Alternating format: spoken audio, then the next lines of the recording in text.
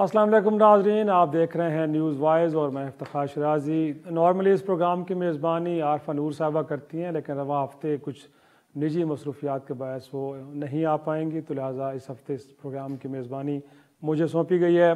नाज़रीन, आज के प्रोग्राम में जो सबसे अहम चीज़ वो यकीनी तौर पर इस मुल्क के अंदर नए आर्मी चीफ़ की तकर्री, जिसके ऊपर बज़ाहिर लग रहा है कि अभी तक गैर यकीनी एक सूरत हाल बरकरार है। और उसके साथ हम जिक्र करेंगे कुछ 26 मार्च को तहरीक इंसाफ काफ का लॉन्ग मार्च और उसके बाद फैज़ाबाद पे धरने का प्रोग्राम, और उसके साथ जो मुल्क का जो सियासी मंजरनामा है उसको हम ज़ेर बहस लाएँगे।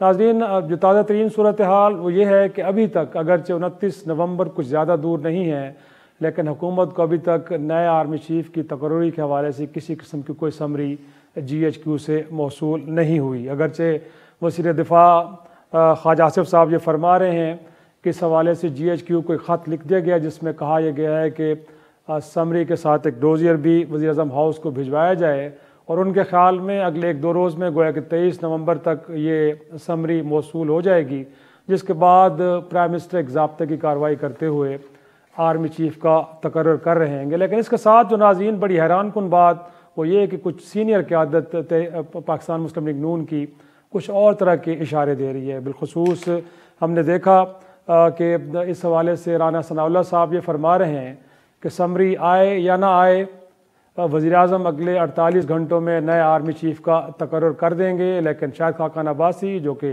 नायब सदर हैं, सीनियर रहनुमा हैं मुस्लिम लीग नून के, उनका फरमाना यह है कि अगर समरी में अहल शख्स का नाम न हुआ तो ये मामला फिर अदालत में भी जा सकता है। तो बड़ी हैरान कुन बात है। और साथ में जैसे मैं अपने इब्तिदाई में कहा कि 26 नवंबर इमरान खान साहब न सिर्फ फैज़ाबाद आ रहे हैं बल्कि यहाँ पे एक पड़ाव डालने का प्रोग्राम भी उनका है, और हुकूमत वक्त का ख्याल ये है कि बुनियादी तौर पे इमरान खान साहब जो 29 नवंबर की तकर्री है, गोया कि आर्मी चीफ़ की तकर्री, उस पर असरअंदाज होने के लिए सब कुछ कर रहे हैं। और दूसरी जानिब एक और डेवलपमेंट भी देखने को आई। सादिक संजरानी साहब के जो चेयरमैन सेनेट हैं, किसी ज़माने में तहरीक इंसाफ बड़ी हिमायती थी और उनको दूसरा चेयरमैन सेनेट भी मुंतखब कराया, लेकिन पिछले दिनों उनसे मुलाकात की गई और उनसे कहा गया कि बेहतर ये होगा कि अपने वो पोजीशन से इस्तीफ़ा दे दें। और अब ये कहा जा रहा है कि शायद उनके जानिब से इनकार के बाद अब तहरीक अदम एतमाद लाने की भी कोशिश हो रही है। इन तमाम इशूज़ पे गुफ्तगू करेंगे, और मेरे साथ शरीक गुफ्तगू में स्टूडियो में मुझे ज्वाइन किया है सेनेटर्स डॉक्टर ज़रका तैमूर साहबा ने। बहुत शुक्रिया, आपका ताल्लुक़ पाकिस्तान तहरीक इंसाफ से है। और हमें कुछ देर में ज्वाइन करेंगे कैसर अहमद शेख साहब, जिनका ताल्लुक़ पाकिस्तान मुस्लिम लीग नून से है। डॉक्टर साहबा, इनफैक्ट जैसे मैंने अपनी इब्तिदाई में भी कहा, जो 26 को आप आ रहे हैं रावलपिंडी और फिर आपने फैज़ाबाद में आके बैठना है, ये सारा मामला 29 वाला ही है या कुछ और है? बिस्मिल्लाहिर्रहमानिर्रहीम। जी शिराजी साहब, बात यह है कि पाकिस्तान इस वक्त एक डिफाइनिंग मोमेंट पे है। 68% हमारी आबादी का 30 साल से कम है, और ये डेमोग्राफिक्स अब मूव कर रही हैं पाकिस्तान की पॉलिटिक्स को कि अब आप एक मवाजना करें कि हम 75 साल में कहाँ पहुंचे, हमने क्या खोया क्या पाया। जिन्होंने बहुत कुछ पा लिया उन्होंने मुल्क से बाहर भेज दिए अपने सारे असासे, और पाकिस्तान की अवाम ने सब कुछ खो दिया। 75 साल में आपकी तरक्की नहीं हो सकी, रिसोर्स रिच मुल्क हैं आप, तो क्या वजह है कि 1971 में आपसे बांग्लादेश भी अलग हो गया, वो आपसे कहाँ आगे पहुंच गया है, डॉलर आधे से कम है वहां पे। तो इसका जिम्मेवार कौन है? तो इमरान खान साहब की जो स्ट्रगल है, उन्होंने 26 साल पहले तहरीक इंसाफ के नाम से जो बनाई थी, इंसाफ मांगने के लिए। तो अब ये एक क्लाइमेक्स पे पहुंच गया है सारा कुछ। 29 नवंबर भी इत्तफाकिया उसके साथ ही आ रहा है, क्योंकि बहुत बड़ा रोल है एस्टैब्लिशमेंट का। पाकिस्तान जिस मोड़ पे इस वक्त खड़ा है, पाकिस्तान की 75 साला जो एक सफर है, उसमें एस्टैब्लिशमेंट का बहुत कलीदी किरदार है। और देखिए ना, सियासतदान या आप देखें ट्रेडिशनली तो हम 3 पिलर्स ऑफ स्टेट लेते हैं, जुडिशरी, एग्जीक्यूटिव, तो अब मसले, लेकिन एस्टैब्लिशमेंट का जो रोल है वो भी अब तो सबको अपनी अपनी जिम्मेवारी लेनी है। और जो कुछ जो अब हुआ है पिछले 6 महीने में, इंतजार में बैठी है कि कोई समरी आए, उसके बाद हम उसको अकॉर्डिंगली आगे बढ़ जाएं। बट आप किस तरह की जिम्मेदारी की बात कर रही हैं? क्या कैसी जिम्मेदारी? देखिए जी, पिछले 6 महीने में मार्च में पाकिस्तान की जीडीपी 6% थी, पाकिस्तान तरक्की कर रहा था, रेमिटेंसेज आ रही थी, फैक्ट्रियां चल रही थी, बिजली का नर्ख 18 रुपए था, अब 60 रुपए के करीब है, पेट्रोल डबल हो गया, लोग खुदकुशियां कर रहे हैं, आपका जीडीपी 1% से कम हो गया। आप इस वक्त आज के दिन आपका डिफॉल्ट के चांसेस 93% है, कल 85% थे।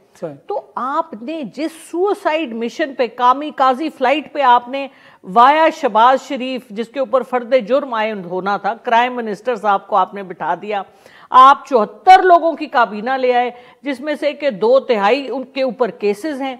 तो ये क्या चक्कर है पाकिस्तान? इनफैक्ट आपको तो अप्रिशिएट करना है कि डिफिकल्ट सिचुएशन के अंदर भी उन्होंने आके अगर उनको कहा कि संभालें तो उन्होंने संभाल लिया और लेके चल भी रहे हैं, और बहुत सारे अनपॉपुलर डिसीजन भी ले रहे हैं जिसका उनको सियासी तौर पर नुकसान भी हो रहा है। बट अगेन खान साहब के बारे में भी तो कहा जाता है ना कि 70% मुल्क तो उसको उनके पास है। पंजाब में उनकी हुकूमत, खैबर पख्तूनख्वा में उनकी हुकूमत, आज़ाद कश्मीर में, जीबी में, सेनेट के अंदर बड़ी विजिबल आप पोजीशन के साथ वहाँ पे मौजूद हैं।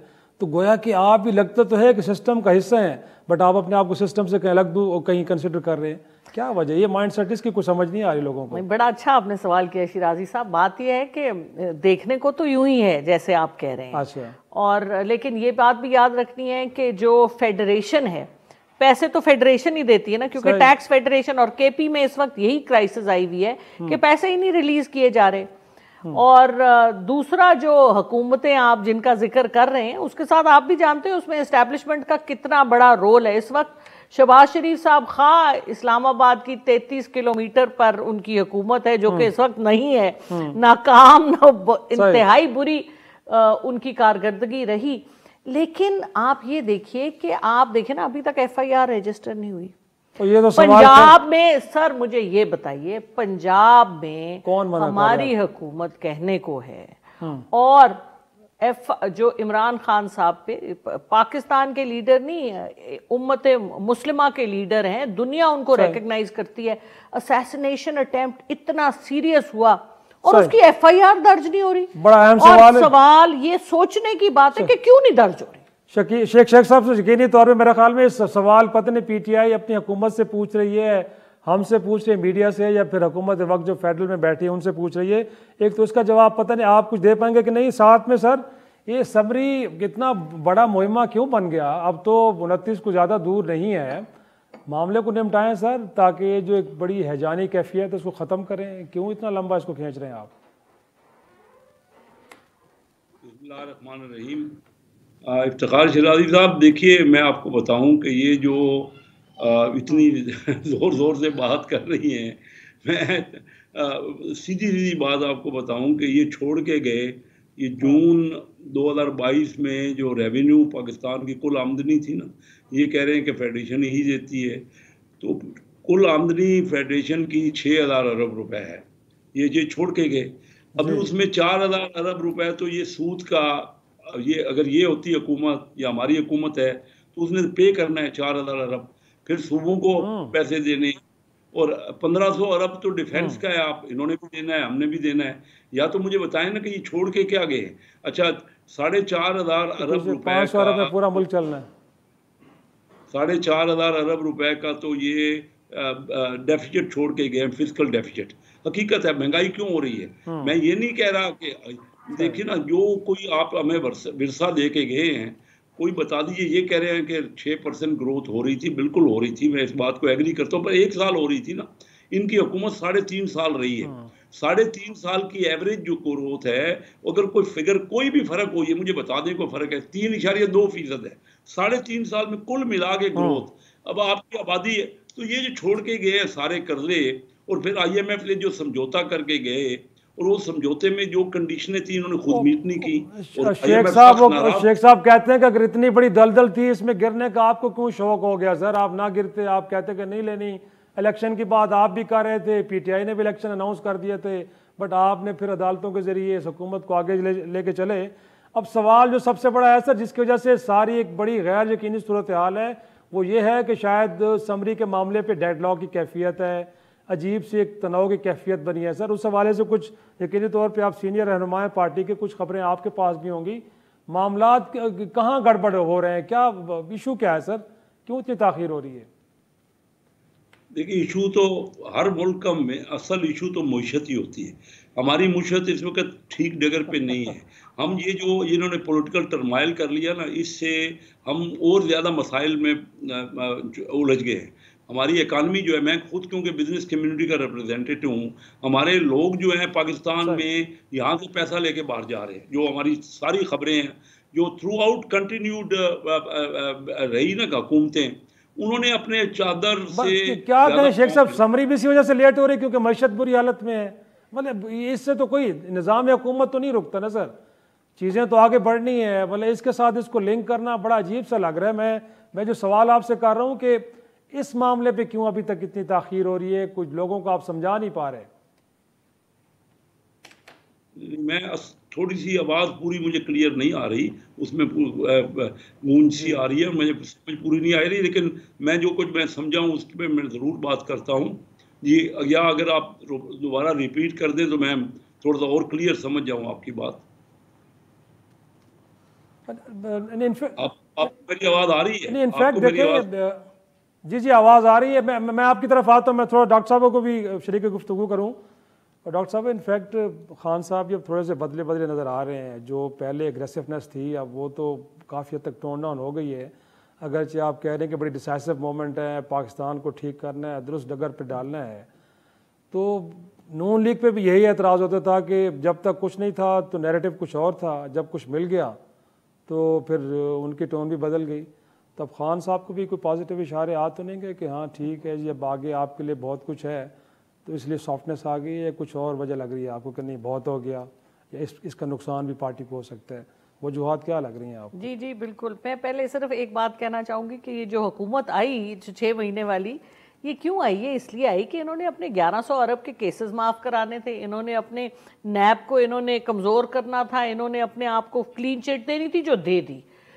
वो इन्होंने शहबाज शरीफ साहब तगड़ा आपने भी किया। खान साहब कहते हैं नैब मेरे कंट्रोल में नहीं था, कहीं और से ऑपरेट हो रहा था। पता ही है ना आपको, कहने की जरूरत थोड़ी है, सबको पता है। हाँ। पहले भी बाद में भी वो एक देखिए, इस मुल्क में बड़ा बुरा कल्चर है ये ब्लैकमेल का, बहुत बुरी बात है। मतलब आप उन लोगों को लेके आते हैं जिनको आप ब्लैकमेल कर सकते हैं, ये अब बंद होना चाहिए। जिनके दामन दागदार होते ब्लैकमेल भी तो वही होते हैं ना, वही होते हैं ना, तो ढूंढ के उनको लेके आते हैं ना, ढूंढ के वो लेके आते हैं और उनको असेंबलियों में माजरत के साथ, मैं खुद सेनेट का हिस्सा हूँ, कहने से मुराद ये है कि हमें इस किस्म की सियासत को ना सिर्फ बुरा कहना है बल्कि ऐसे लोगों को बाहर निकालना है। हमें पाकिस्तान की जो मेहनत का शवाम है उसके रिप्रेजेंटेटिव्स चाहिए, हमें चोरों, डाकुओं, लुटेरों, गुंडों के रिप्रेजेंटेटिव्स तो नहीं चाहिए ना। तो दिस इज रॉन्ग। दूसरी बात, जो अहम तैनाती के हवाले से अभी इस वक्त तो इनकी लड़ाई लगी हुई है ना जी। आपने देखा नहीं कि परसों वो तस्नीम हैदर साहब, जो पता नहीं कौन वो एक होते थे मंसूर काजी डॉन लीग्स के ज़माने में, ये उसी किस्म का एक कैरेक्टर है जिसको फ्लोट कर दिया गया। 20 साल का ताल्लुक है उनका खान मियां साहब के साथ, वो ऐसे ही होता है ना जी। सही। और उसके मुकाबले में नून लीग ने, वो जिन्होंने उसको आगे फ्रंट किया, फिर उसके मुकाबले में हमारे कैसर शेख साहब की पार्टी वालों ने एक एफबीआर का कागज निकाल दिया। तो अब ये आप इल्जाम लगा रहे हैं, सर तहकीकात हो रही है। चले मुझे वो तो 24 घंटे में शायद नहीं, उन्होंने इसहाक डार साहब ने कहा कि इसके ऊपर तहकीकात होनी चाहिए। वैसे तो इसहाक डार साहब किस बेसिस पे इस मुल्क में बैठे हैं? लीडर ऑफ द हाउस वो बने बैठे हैं सेनेट में, 5 साल वो आए कोई नहीं। हमारे ख्याल में अदालतें खुलती हैं अब तो 12 बजे रात तक खुलती हैं, जाए ना वहाँ जाके पूछे उनसे। 24 घंटे मेरे ख्याल में जाए वहाँ पे डॉक्टर साहब जाके पूछे उनसे। ये जो अब खान साहब के रवैये में अचानक नरमी सी आ गई है, बड़ी लताफत देखने को मिल रही है हमें, तो को मन की मुरादें मिल गई हैं, हुआ क्या है सर? कुछ थोड़ा सा तो डॉक्टर साहब बताएं ना। देखे ना जी, अपने मेरा ख्याल है अगर अब क्या मैं बोलूँ आपके चैनल पे अच्छा देखे ना जी, वो लग रहा है कि बाजवा साहब जा रहे हैं, तो मेरा ख्याल है उससे ही काफी बाजवा साहब को एक्सटेंशन देने वाले खान साहब थे, उनके तो फेवरेट जर्नल है जी। देखिए बात ये है कि नवाज शरीफ साहब ने भी जिन लोगों को लाया, जिन लोगों को नवाज शरीफ लाए, तो हिस्ट्री का हिस्सा है ना। 5 उन्होंने चीफ ऑफ आर्मी स्टाफ लगाए और सारों के साथ ही उनकी गड़बड़ हुई। ये जो पावर का जो बैलेंस है ना, ये बड़ी खतरनाक चीज है। और जब वो कहते हैं ना power corrupts and absolute power corrupts absolutely, तो ये जो है ना एक ताकत का एक जगह पे मुंजमद होना और वहां अकाउंटेबिलिटी ना होना, ये बहुत खतरनाक है। इसीलिए हमारा मुल्क इस दलदलों में हर बार फंसता है। और जैसे आपने निशानदेही पहले हम कर रहे थे ब्रेक में कि ईगोज का जो इशू है ना, देखिए एक इंसान का किरदार यहाँ से पता चलता है कि आप अपनी ज़ात से बाहर निकल के अपनी ज़ात को आप नीचे रखें और मुल्की मफाद को आगे रखें। इतने बड़े ओहदे जब आप लेते हैं तो अपनी ज़ात से आगे निकलना चाहिए। और जो लोग नहीं निकलते वो वक्ती तौर पे तो शायद हमारी आंखों में धूल झोंक दें, लेकिन फिर तारीख उनके साथ बड़ी सफाकी से उनको सफ़ेद और काला अलग कर देती है। आप देख लें। सही सही, लेकिन ये मसला क्या बाकियों का भी है या खान साहब के भी है? मैं जरा शेख साहब की तरफ से गुफ्तगू करता हूँ।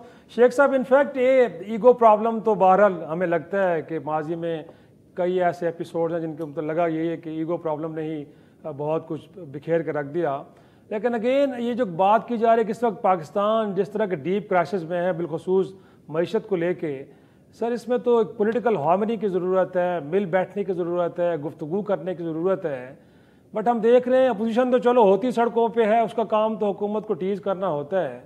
हुकूमत वक्त का फेस भी राना सनाउल्लाह साहब हैं जो ये फरमाते हैं कि जब आएंगे तो हमने बंदोबस्त कर रखा है, हम देखेंगे कैसे आते हैं, हम इनकी ठुकाई करेंगे। सर आपके एंड पे भी कुछ थोड़ा सा पॉजिटिविटी नज़र नहीं आ रही? अगर आप समझ रहे हैं कि सिचुएशन क्या डिमांड कर रही है गुफ्तगू, बट गुफ्तगू के हवाले से एफर्ट तो नहीं हो रही। जी इफ्तिखार शिराज़ी साहब, बिल्कुल आपने दुरुस्त कहा। जब तक हम अनाएँ ख़त्म नहीं करेंगे, देखिए मैं आपको बताऊं 3.5 साल हम असम्बली में बैठे रहे, हमारी तरफ इशारे करके हर वक्त यही कहा जाता रहा कि ये चोर डाकू हैं हम, और ये सारे सादिक और अमीन हैं। अब डॉक्टर दरका साहबा जैसी माशाल्लाह इतनी मुअज़्ज़ज़ खातून जो सेनेटर हैं, ये भी हमें आज भी उन्होंने कहा कि चोर डाकू। अब ये कोई बात, हमारी तो तरबियत इस तरह नहीं हुई, मैं समझता हूँ इनकी भी नहीं हुई। और हम सबको मिल के देखिए, पाकिस्तान हम सब का है। अनाओं से जब तक निकलेंगे नहीं, एक तरफ तो आप बताइए, मैं आपको अपना पहले भी बता चुका हूँ, अभी बता दूँ 97 में पहली बार मैं इलेक्ट हुआ। मैंने कोई 2-2.5 साल जब मैं रहा, मैं इंडिपेंडेंट ग्रुप का उस वक्त को रिप्रेजेंट कर रहा था, ना मैंने कोई तनख्वाह ली, ना कोई हमारे इलाकों में डेवलपमेंट हुई। फिर आज अभी जब सैलाब आया तो करोड़ों रुपए मैंने अपनी तरफ से भी हमारी कंपनी ने ऑफ़र किए। और आज भी मैं नेशनल असम्बली की फाइनेंस कमेटी का चेयरमैन हूँ, तो कोई ड्राइवर गाड़ी पेट्रोल नहीं ले रहा। और भी लोग होंगे ऐसे, और करना चाहिए। हमारे गवर्नर साहब ने कहा कि 4 महीने की तनख्वाह नहीं ले रहे, उसके बावजूद हम तो चोर डाकू हैं। और ये जो घड़ी का जो मामला हुआ है, कहते हैं ना कि हाथी के पाँव में सबका पाँव, वो कहते हैं खान साहब चोर कहते हैं, तो फिर नीचे जो बागी पार्टी वो लोग भी कहते हैं कि बिल्कुल चोर हैं। जब हमारी तरफ इशारा करके ये कहा जाता है, मैं अनाओं की बात कर रहा हूँ, जब हमारी तरफ इशारा करके ये कहा जाता है कि ये सब चोर डाकू हैं, मैं हैरान हूँ कि हम तो ये सोच सकते हैं ना किसी को इस तरह कहना, लेकिन जब इसी से ही नहीं निकलेंगे और अपने मुल्क की नहीं बताएंगे, तोशे खाने के तोहफे लेके खरीद के बेच दिए गए, जो तोहफा की ऑनरेबल, अगर जो सामने है सारी बात अभी तक डिनाई नहीं हुआ, ये तो ऑफिशियल है कि उन्होंने जो बादशाह ने सऊदी अरेबिया के भी घड़ी दी, इतनी एक तोहफा जो कि एक यूनिक तोहफा था, उसको भी खरीद के बेच दिया गया।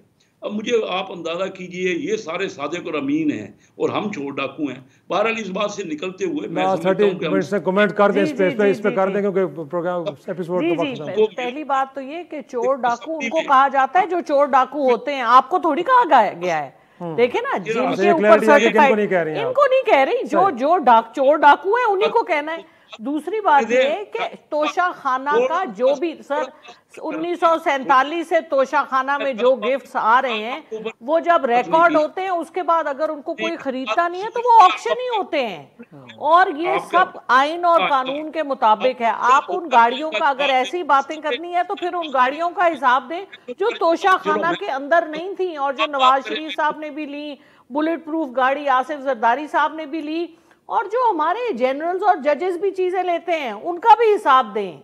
सो ये निकालें। देखिए बिल्कुल ठीक है आपकी एलिगेशन, हम कहते हैं ठीक है, आप कैबिनेट डिवीजन का सारा रिकॉर्ड निकालें तोशा खाना का, लेके आए उसको बाहर। शेख साहब वो कह रहे हैं कि करें, बाहर निकालें, हम आपके साथ हैं। 30 सेकंड में जरा रिप्लाई सर आपका। ये मुश्किल है अनाओं का कि किसी और की बात सुनने को भी तैयार नहीं है।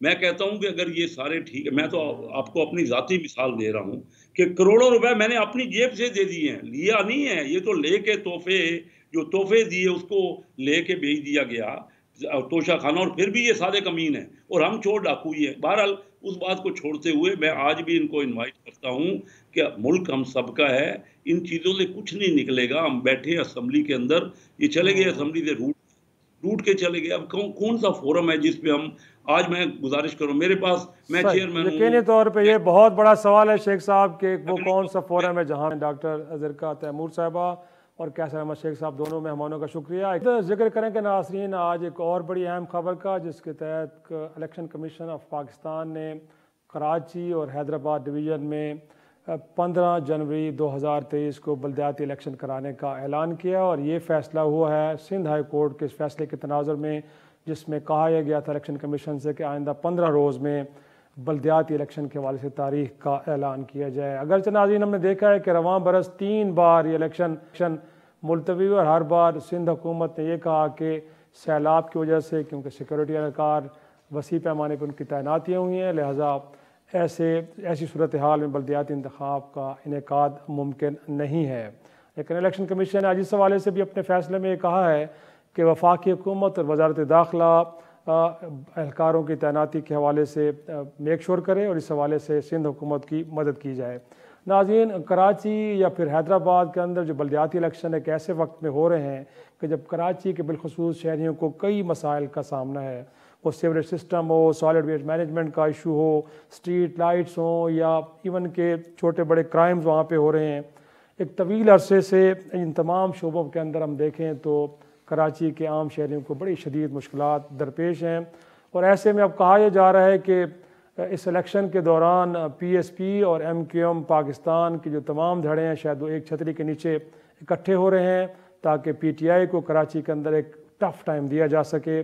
इस सूरत हाल पर गुफ्तगू करेंगे और हमारे साथ मौजूद हैं पाक सरजमीन पाकिस्तान रहनुमा और साबिक डिप्टी मेयर अरशद वोहरा साहब। सर, बहुत शुक्रिया वक्त देने के लिए।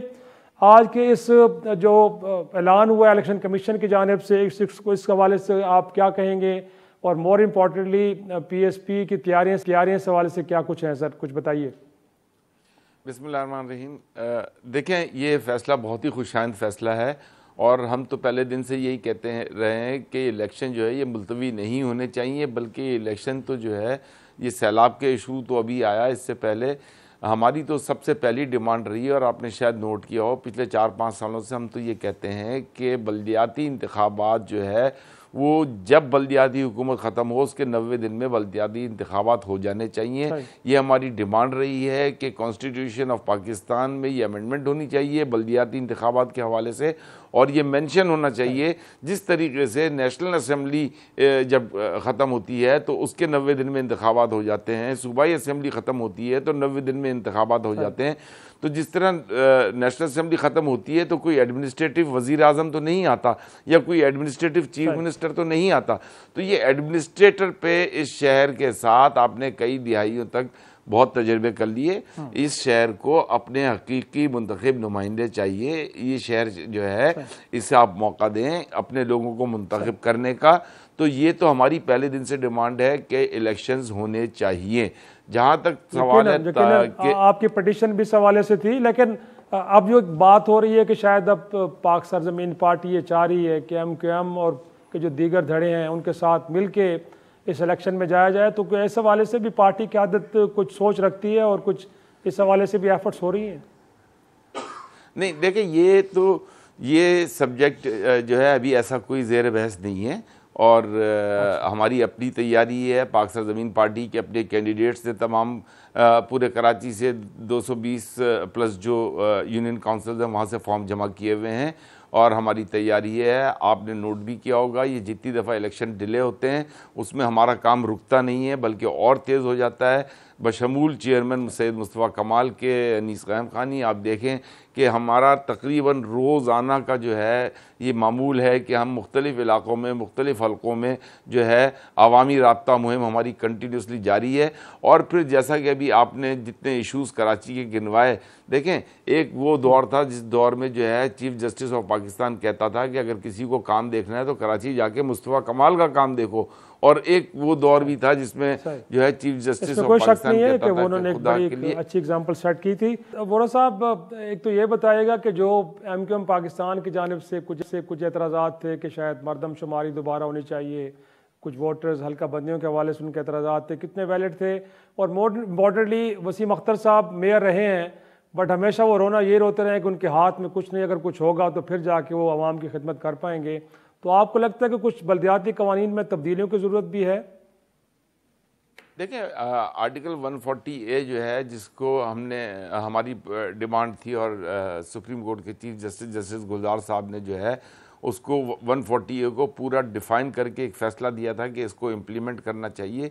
तो मैं ये समझता हूँ कि सिंध गवर्नमेंट को जो है इसको लॉ बनाकर, एक्ट बनाकर, इसको जो है बहुत पहले 1 साल हो गया इस बात को, और इसको जो है एज ए एक्ट जो है असेंबली से पास हो जाना चाहिए था। अब तक ये एक्ट आ जाना चाहिए था, लेकिन इट इज़ वेरी अनफॉर्चुनेट कि ये एक्ट अभी तक आया नहीं है।